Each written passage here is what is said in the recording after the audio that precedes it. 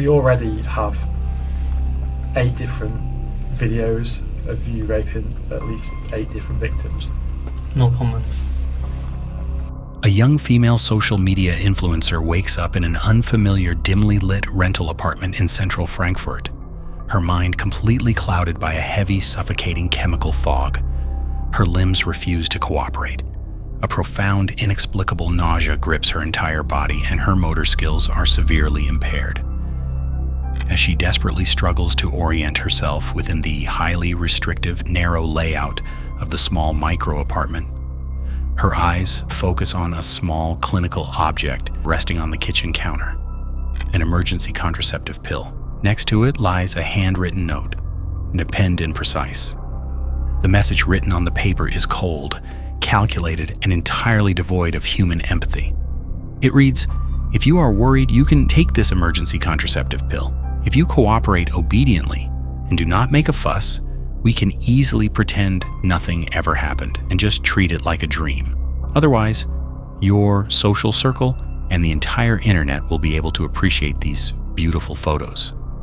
This chilling ultimatum does not originate from a traditional, recognizable criminal underworld. Instead, it marks the opening file of a sprawling transnational network operating within the elite, highly educated echelons of the global Chinese diaspora. Behind this note lies a parallel universe of digital predation, chemical submission, and highly organized exploitation, where advanced university degrees, prestigious corporate success, and shared cultural trust are weaponized to systematically dismantle the lives of unsuspecting victims across 3 continents.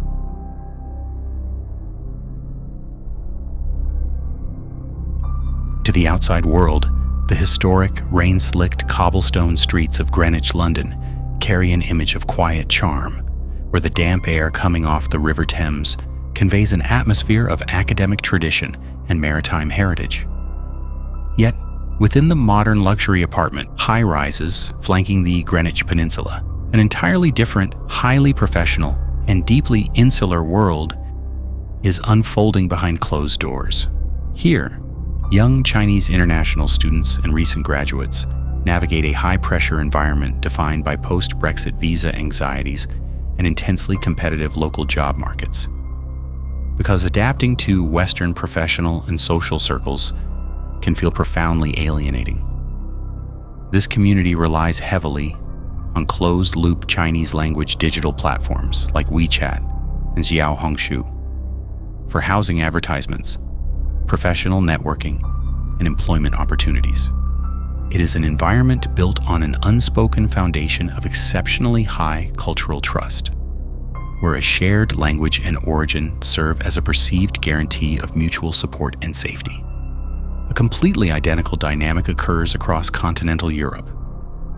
In the sterile, fluorescent-lit offices of Frankfurt's automotive sector and across the historic campus of the University of Tübingen, young Chinese academics work tirelessly to secure their futures under the watchful eyes of their peers.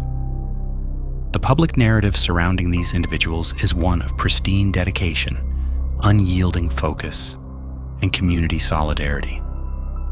Families back home celebrate their placement in world-renowned institutions and lucrative corporate roles, viewing these overseas environments as safe havens, fiercely protected by shared values.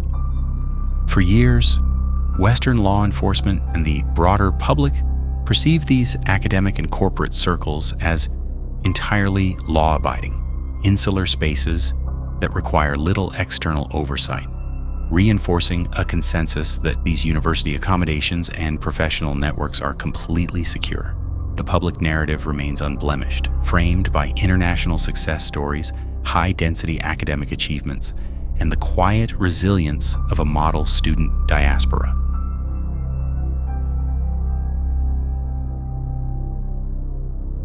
Beneath this pristine surface, a dark transformation is quietly taking shape over several years, developing from isolated incidents of local predation into a highly structured, digitally mediated conspiracy.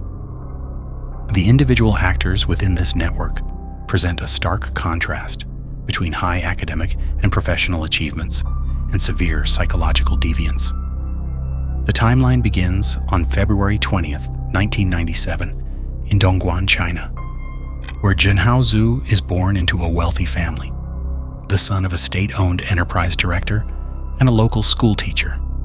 Raised with significant social privilege, Zhu grows deeply invested in his self-image, eventually spending heavily on luxury fashion and undergoing multiple extensive cosmetic surgeries, including hair transplants, double eyelid surgery, jaw alignment, and dental reconstruction. In September 2019, Zhu moves to London to enroll at University College London for his master's degree in mechanical engineering, beginning his seamless integration into London's elite international student circles. He projects the polished persona of an affluent, sophisticated scholar on dating platforms like Bumble and Chinese social networks, utilizing his family-funded luxury apartments in Bloomsbury near UCL and his access to high-end nightclubs in London's West End to establish credibility. At the exact same time in Germany, a 43-year-old IT specialist named Depeng Zhang operates an entirely different double life. To his colleagues at Lotus Cars in Frankfurt, where he works as an IT lead and manager, Zhang is an unassuming quiet specialist who lives in a suburban home in Gross-Gerau, partially financed by his mother. His former partner describes him as a non-communicative individual who rarely expresses anger directly, often internalizing stress. In August 2020, however, Zhang begins joining several private Telegram groups, establishing the core framework for what would become the highly secretive German old driver driving school channel.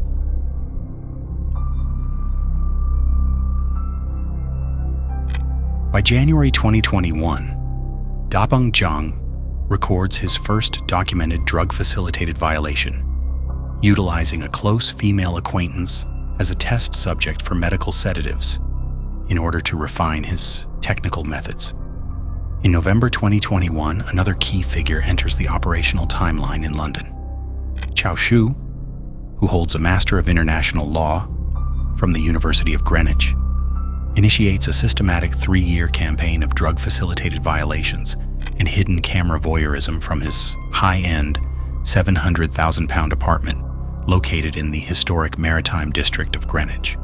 Shu serves as the managing director of a boutique London recruitment firm, utilizing his professional status, career mentoring, and career counseling as highly effective grooming tools to target recent Chinese graduates who face intense pressure to secure Tier 2 work visas to remain in the United Kingdom.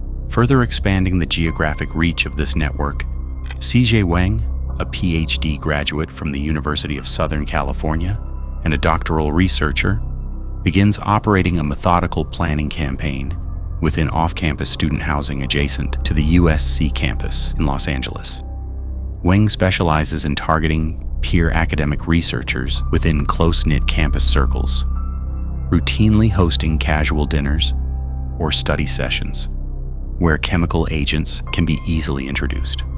To complete the logistical framework, Jiting Shao, a doctoral candidate in Berlin and a prestigious CSC scholar, acts as a scientific researcher and medical consultant for the group. Shao possesses a deep clinical detachment, utilizing his advanced medical expertise to systematically advise network members on precise chemical dosages, ensuring they can maintain victims in completely unconscious states while successfully avoiding lethal overdoses during the attacks.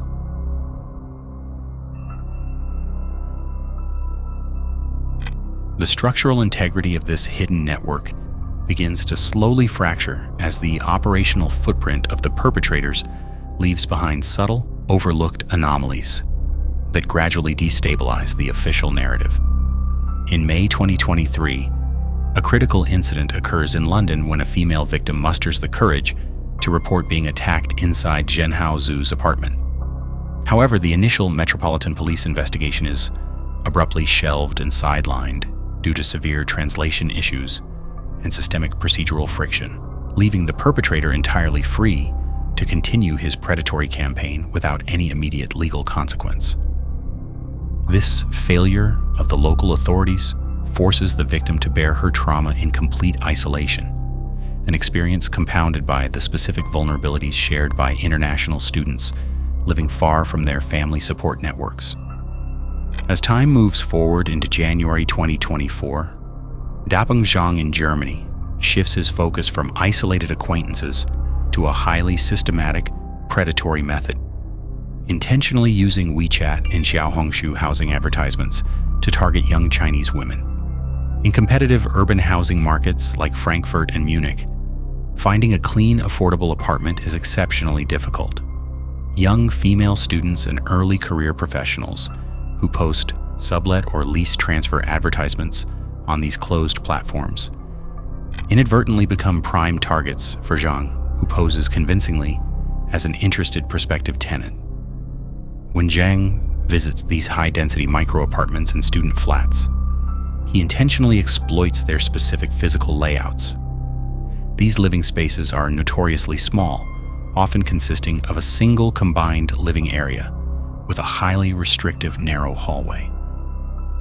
The close quarters make it remarkably easy for Zhang to overpower victims in the confined entryways using chloroform-soaked cloths, or to spike drinks left entirely unattended on kitchen counters during brief visual distractions.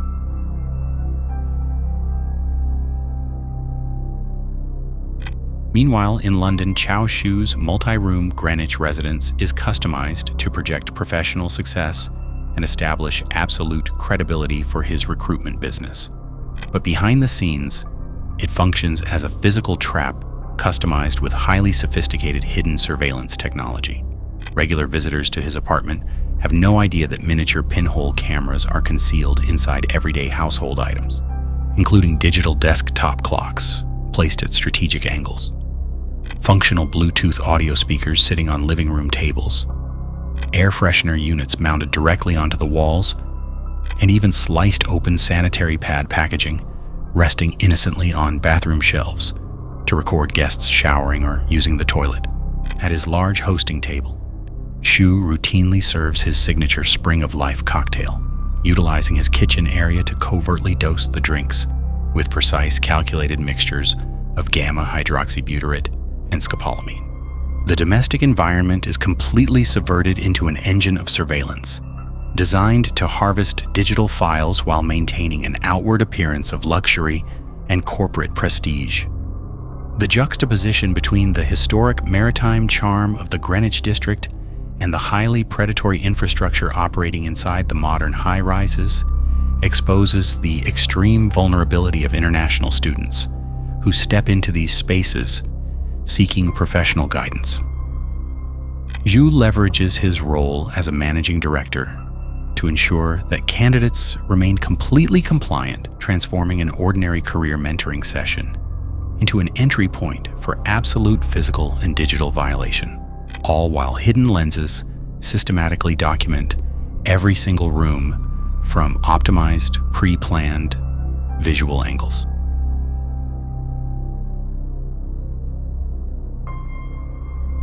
The psychological and physical impact of these chemical agents is devastating to the victims. High doses of benzodiazepines, gamma-hydroxybutyrate, and specialized clinical anesthetics induce profound anterograde amnesia, meaning that several victims experience extreme physical and mental distress upon waking, including severe nausea, motor impairment, and unexplained bruising, but possess absolutely no conscious memory of the attack itself. Because they lack any recollection of the events, many victims spend months or years questioning their own physical health or sanity, entirely unaware that they have been severely violated until police investigators eventually present them with seized video files cataloged systematically under their real names on the perpetrator's hard drives. This delayed realization triggers severe post-traumatic stress disorder, profound agoraphobia, and a complete breakdown of trust within their immediate social communities. The ultimate weapon of the network was this induced silence, ensuring that even if a victim felt that something was deeply wrong, the total absence of memory prevented them from forming a coherent report for local law enforcement. For many young women, the trauma did not begin on the night of the attack, but rather years later in a sterile police briefing room where they were forced to confront high-definition digital proof of an experience their minds had completely erased, forcing them to reevaluate every social interaction and professional connection they had formed during their time abroad.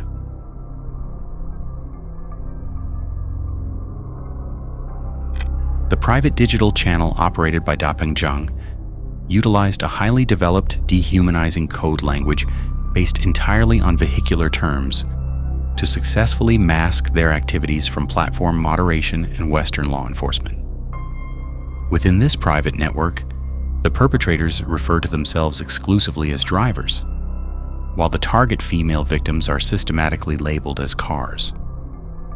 Romantic partners or close acquaintances used as initial test subjects for medical sedatives are termed private cars, and women deemed exceptionally attractive are classified within the logs as luxury cars. The chemical anesthetics and the physical act of drugging are discussed casually as gasoline, motor oil, or refueling, and victims who have completely lost consciousness are routinely referred to as dead pigs.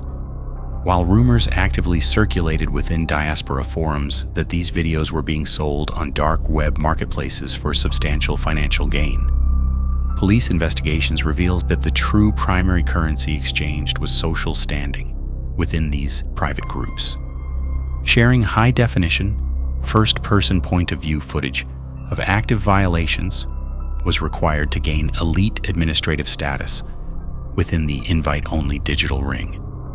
This linguistic subversion allowed the members to discuss severe criminality in plain sight, transforming the horrific reality of chemical submission into a detached, technical conversation about mechanical maintenance, shielding them from automated content moderation systems and reinforcing a shared subculture of absolute misogyny and digital objectification.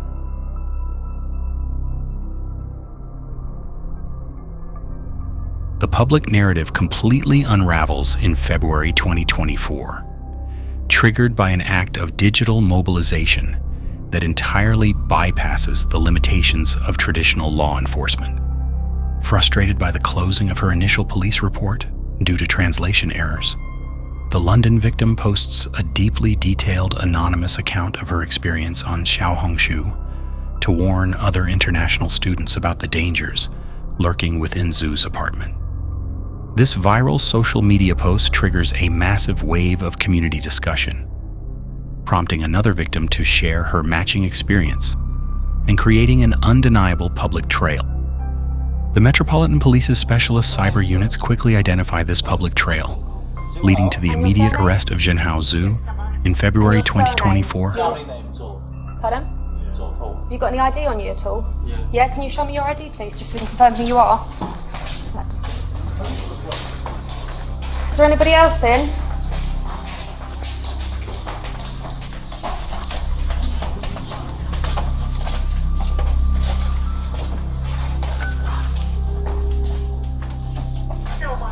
I saw it was done.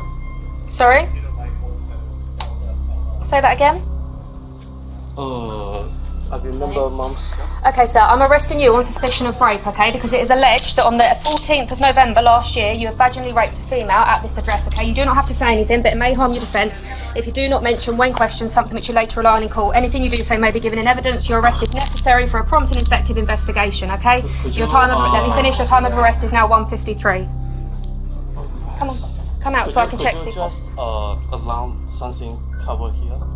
Can I... Want a jacket or anything? Yeah. Yeah, we'll get that. If you shuffle out, shuffle out. Yeah, can you... A comprehensive electronic search of his devices and a raid on his London flat uncover his extensive digital archive, documenting the exploitation of dozens of women across both the United Kingdom and China, permanently shattering his carefully maintained persona of a wealthy elite scholar. This digital breakthrough provides the vital thread that connects local authorities to a broader transnational web. In late 2024, the Frankfurt Police Department successfully connects several separate assault reports involving young Chinese women who had lost consciousness under identical circumstances during apartment viewings. Realizing that a single serial offender is actively moving through the high-density student housing sector of the Hessian region.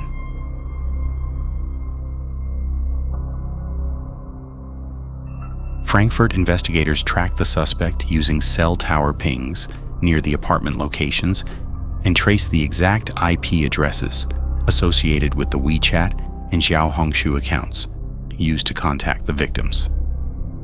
On November 14th, 2024, a tactical unit intercepts and arrests Dapeng Zhang in a supermarket parking lot. A subsequent search of his residence in Gross-Gerau uncovers several hard drives containing over 10 million files documenting severe violations and extreme material. Decrypted chat logs on Zhang's phone fully expose the inner workings of the driving school Telegram channel, revealing that this was not a collection of isolated actors, but a highly coordinated digital ring with members spanning across Germany and the United States. The German Federal Criminal Police, known as the BKA, coordinates directly with Chinese cyber intelligence units to map the suspect's WeChat registration details to real-world verified identities. This cross-reference database is immediately shared with the Federal Bureau of Investigation and the LAPD's Robbery Homicide Division, who successfully identify CJ Wang at the University of Southern California as a core participant in the network. To secure the critical digital evidence stored in Wang's cloud accounts, without alerting him and risking immediate data destruction, the LAPD applies for a federal search warrant for Wang's Microsoft account under strict non-disclosure mandates on May 1st, 2025.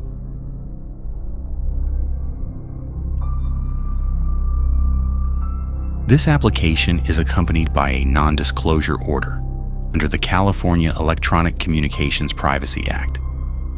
A major legal challenge by Microsoft regarding the scope of the non-disclosure mandate goes directly to the California Court of Appeal, which ultimately rules in favor of the state, finding that alerting the university or the suspect would create an immediate risk of critical evidence deletion. Following the favorable ruling, Wang is arrested on August 28, 2025, and held without bail. Detectives with the Los Angeles Police Department's Robbery Homicide Division received information from German authorities regarding a potential suspect in drug-facilitated sexual assaults in the city of Los Angeles. Through their investigation and in collaboration with our partners at the Federal Bureau of Investigation and the German Federal Criminal Police, detectives were able to obtain sufficient evidence for search and arrest warrants to be issued for the identified individual. On August 28th, Xizhe Wing, a 30-year-old Chinese national who was in the United States for the purpose of graduate studies at the University of Southern California, was arrested for rape of an intoxicated person, and his residence was searched. Evidence was recovered at Wang's residence that corroborated his involvement in drug-facilitated sexual assaults of multiple victims, dating back to 2021 and continuing into 2025. On September 2nd, the Los Angeles County District Attorney's Office filed 8 felony counts against Wang, including rape, sodomy, and sexual penetration involving drugs or anesthesia. Wang is currently being held without bail in the custody of the Los Angeles County Sheriff's Department. Anyone who believes they are a victim is encouraged to call Robbery Homicide Division at 213. In London, the investigation into Chao Shu reaches a dramatic conclusion on June 1st, 2025, initiated by a victim's incredibly fast response. After regaining partial consciousness during an attack in his Greenwich residence, she notices she is actively being filmed and courageously demands Shu's phone. When he refuses, she immediately dials 999 to alert emergency services. Metropolitan police officers arrive at the scene within 12 minutes, securing the device before the files can be deleted or altered. This arrest initiates Operation Kafka, a massive digital forensic operation by the Metropolitan Police that analyzes over 6 million WeChat messages and launches a widespread public appeal in multiple languages to identify victims worldwide. The judicial resolutions across these different international jurisdictions highlight the varying legal frameworks used to prosecute these complex modern crimes, resulting in substantial custodial terms for the primary actors.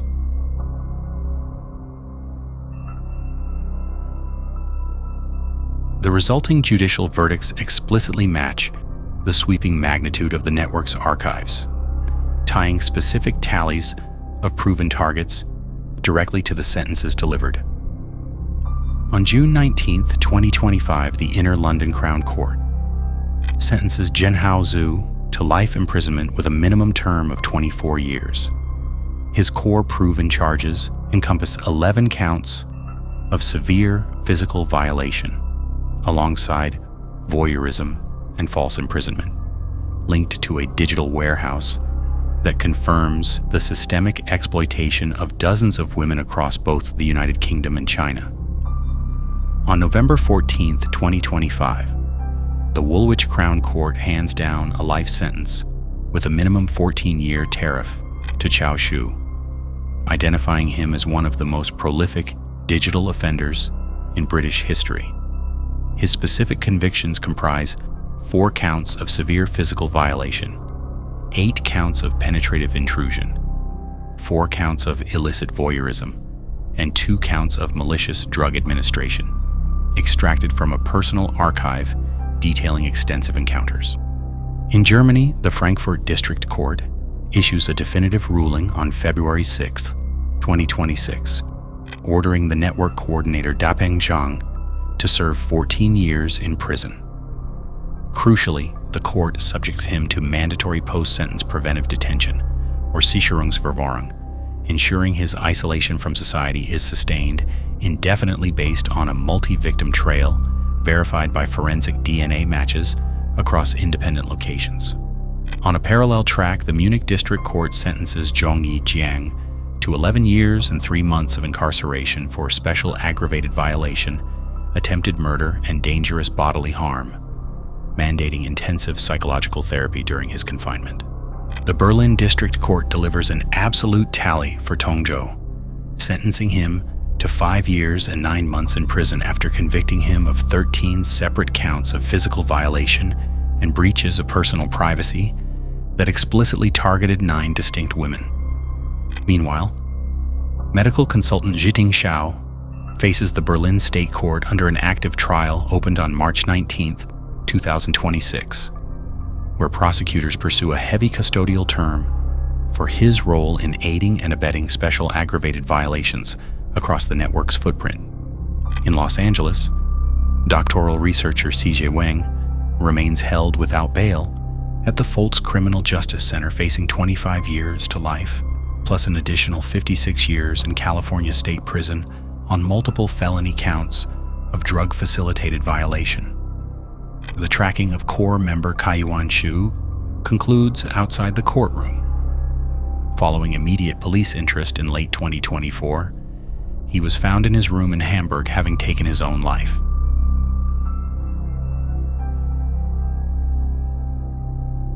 The exposure of these interconnected cases has produced a profound transformation in how safety and solidarity are viewed within the overseas Chinese community, widely recognized as the diaspora's Pelicot moment. The shocking realization that highly educated compatriots, doctoral candidates, scientific researchers, and successful corporate professionals were actively exploiting cultural connections to target vulnerable women caused a widespread systemic loss of trust. Online platforms like Xiaohongshu and WeChat, once embraced as safe spaces for mutual aid and survival in an alien environment, are now viewed with extreme caution. The traditional internet slang term Lao Sichi, or old driver, which once lightheartedly denoted an experienced or knowledgeable guide, has been permanently redefined as a symbol of digital predation and deep-seated misogyny. The investigations exposed massive gaps in how Western law enforcement monitor non-English social networks, letting the warning signs go completely unnoticed. because Western police forces entirely lacked the linguistic capability and direct access to monitor these platforms for multiple years. The coordinated warning signs remained invisible to outside regulators. This has led to urgent demands from diaspora advocacy groups for dedicated trilingual reporting hotlines within European and American police departments, increased direct data sharing with international platforms, and significantly stricter identity verification policies for any individuals posting rental listings or employment opportunities targeted at international students.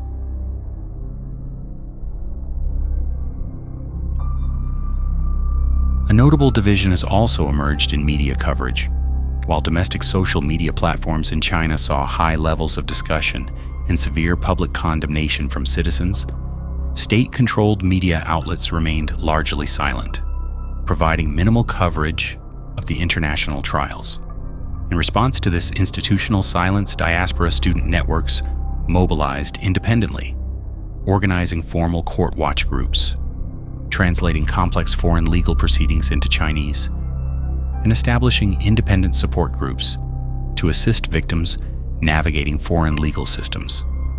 As the joint forensic teams under Operation Kafka and the German BKA continue to review the millions of files recovered from the seized servers, the true scale of the silence remains unmeasured, leaving behind a permanent void where trust once existed.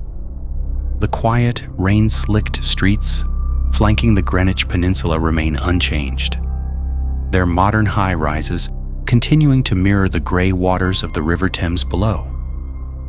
To the casual observer, the thousands of international students and young professionals passing through these glass doors represent nothing more than the standard pursuit of academic and corporate success. They carry their anxieties openly, discussing job markets, visa allocations, and housing availability on the very same digital networks that once harbored an international predatory ring.